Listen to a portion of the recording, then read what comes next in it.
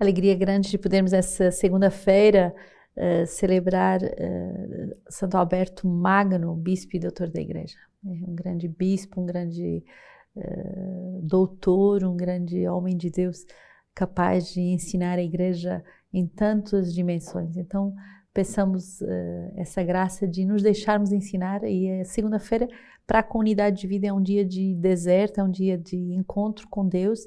E para a comunidade de aliança e as outras pessoas, é um dia de recomeçar uma nova semana que devemos começar nessa escuta do Senhor que quer nos ensinar, que quer nos guiar. 1 Macabeus 1, escutemos com atenção essa primeira leitura do dia de hoje. Dele saiu um rebento ímpio, Antíoco Epífanes, filho do rei Antíoco. Ele tinha estado em Roma como um refém e se tornara rei no ano 137 da dominação dos gregos. Por esses dias apareceu em Israel uma geração de perversos que seduziram a muitos com estas palavras: Vamos, façamos aliança com as nações circunvizinhas, pois muitos males caíram sobre nós desde que delas nos separamos. Agradou-lhes tal modo de falar. E alguns dentre os povos apressaram-se a ir ter com o rei, o qual lhes deu autorização para observarem os preceitos dos gentios. Construíram então em Jerusalém uma praça de esportes segundo os costumes das nações, restabeleceram seus prepúcios e renegaram a aliança sagrada. Assim associaram-se aos gentios e se venderam para fazer o mal. O rei prescreveu em seguida a todo o reino que todos formassem um só povo, renunciando cada qual aos seus costumes particulares. E todos os gentios conformaram-se com o decreto do rei. Também muitos de Israel comprazeram-se no culto dele, sacrificando aos ídolos e profanando o sábado. No 15º dia do mês de Calzeu, do ano 145, o rei fez construir sobre o altar dos holocaustos a abominação da desolação. Também nas outras cidades de Judá erigiram-se altares e às portas das casas e nas praças queimavam-se incenso. Quanto aos livros da lei, os que lhes caíam nas mãos eram rasgados e lançados no fogo. Onde quer que se encontrasse em casa de alguém um livro da aliança, ou se alguém se conformasse à lei, o decreto real o condenava à morte. Apesar de tudo, muitos em Israel ficaram firmes e se mostraram irredutíveis em não comerem nada de impuro.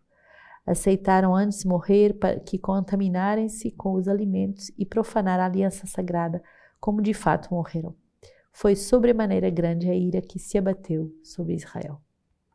Muito impressionante essa leitura dos Macabeus. Um povo que se prostitui, um povo que se vende, um povo que prefere perder a lei sagrada, a lei de Deus, os costumes divinos, para se contaminar com o paganismo reinante. E essa apostasia tranquila hoje, podemos muito ver quantas pessoas que vão perdendo os seus costumes, a sua vivência da sua fé, porque querem ser como todos, que querem seguir as modas desse mundo que passa. Somos chamados a defender a nossa vida com Deus, somos chamados a defender a nossa cultura cristã, a nossa experiência com Deus, a nossa vivência naquilo que Deus nos pede de viver com a palavra de Deus, e não nos aliarmos ou fazermos alianças para irmos perdendo a nossa identidade. E é muito impressionante porque o mal, ele aparece de forma mascarada, quer dizer que pouco a pouco ele vai roubando a nossa identidade até não mais encontrarmos nada que nos defina como cristãos. Somos chamados a ser claros na nossa identidade. No mundo que apostasia e faz da apostasia algo de tranquilo, devemos ter a coragem de nos posicionar com clareza. Salmo 118, é esse salmo tão bonito da palavra de Deus. Fiquei enfurecido frente aos ímpios que abandonam tua lei. Os laços dos ímpios me envolvem, mas eu não me esqueço da tua lei. Resgata-me da opressão do homem e observarei os teus preceitos. Perseguidores infames se aproximam, eles se afastam da tua lei. A salvação está longe dos ímpios, pois não procuraram os teus estatutos. Vi os traidores e fiquei desgostoso. Eles não observam a tua promessa. forte, esse salmo que canta essa tristeza que nós podemos às vezes ver de sermos testemunhas de pessoas que vão apostasiando, que vão perdendo a sua identidade cristã, perdendo a sua fé, perdendo a forma de viver a palavra de Deus. E aqui o salmista vai ser muito forte dizendo, eu não me esqueço da tua lei.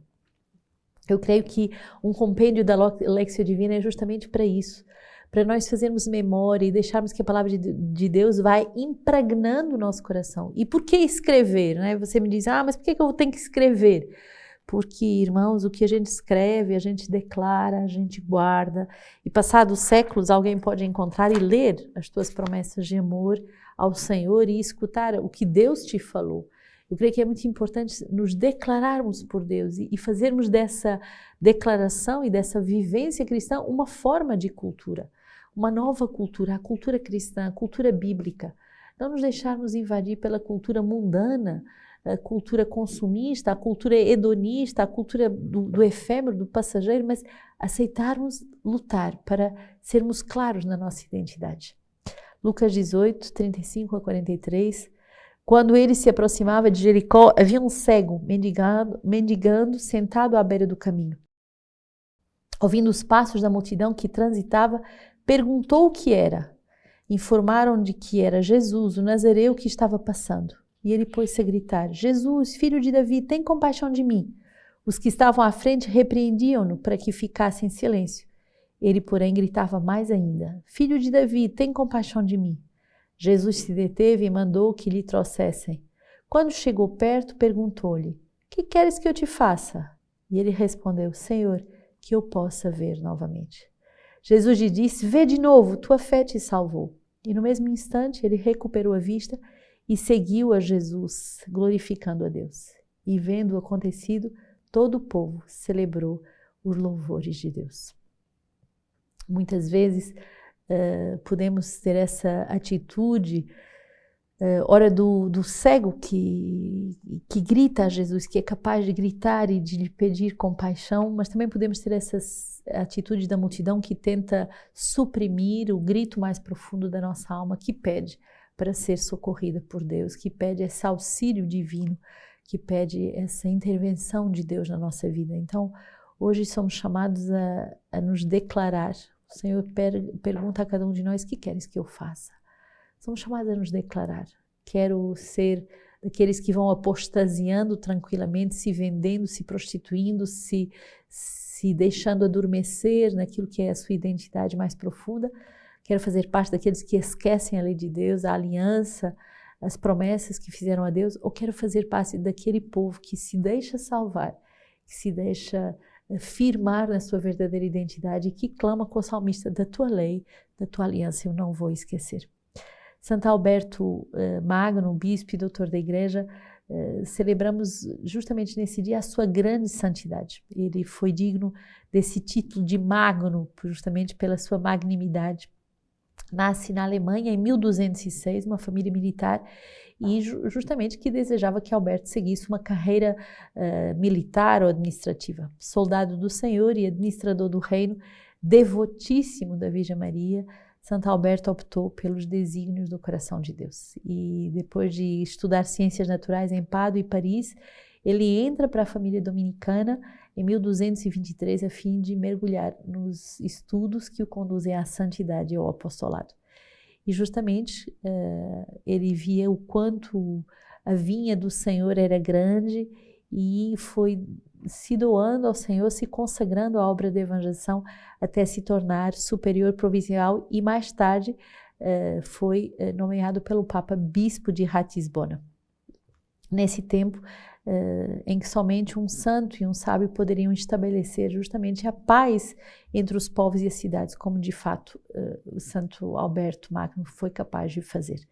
Era um apaixonado e vocacionado ao magistério, teve como discípulo São Tomás de Aquino. Então é impressionante quando a gente fala do grande São Tomás de Aquino, olha de quem ele foi mestre, de quem ele ensinou, foi dispensado do episcopado para que na humildade e na pobreza pudesse continuar a lecionar, pregar, pesquisar e dominar com toda a tranquilidade os assuntos mais diversos, como a mecânica, zoologia, botânica, meteorologia, agricultura, física, tecelagem, navegação e tantas outras áreas de conhecimento.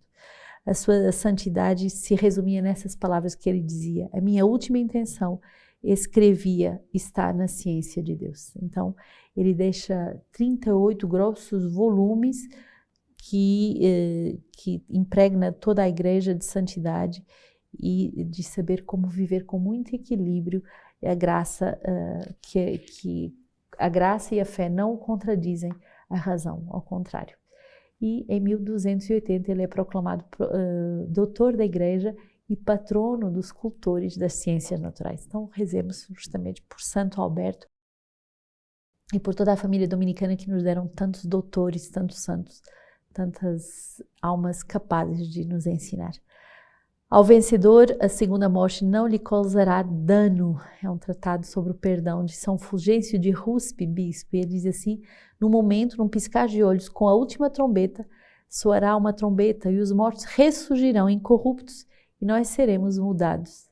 Dizemos nós, Paulo mostra que alcançarão junto com ele o dom da futura mutação, aqueles que agora se mantêm em comunhão eclesial e moral com ele e seus companheiros, querendo sugerir que qual será a mudança, e diz: é preciso que o corpo incorruptível se revista de incorruptibilidade e o mortal se revista de imortalidade. Portanto, para que haja neles a mudança da justa retribuição, precede agora a mudança da gratuita liberalidade. Aos que nesta vida se mudaram do mal para o bem, promete o prêmio de uma graça futura. A graça faz com que os primeiros ressurgidos aqui espiritualmente pela justificação comece a mudança pelo dom divino. Mais tarde, na ressurreição do corpo, que completa a mudança dos justos, a glorificação, sendo sempre perfeita, não sofrerá mudança. A graça da justificação primeiro e depois da glorificação muda-o de tal forma que esta glorificação nele permaneça imutável e eterna.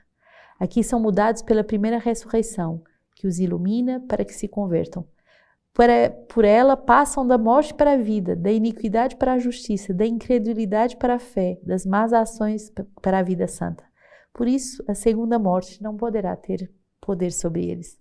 O Apocalipse refere-se a isso. Feliz quem tem parte na primeira ressurreição, sobre aquele que tem poder não tem poder a segunda morte. No primeiro livro lê-se: ao vencedor a segunda morte não causará dano, e na conversão do coração consiste a primeira ressurreição, no suplício eterno a segunda morte.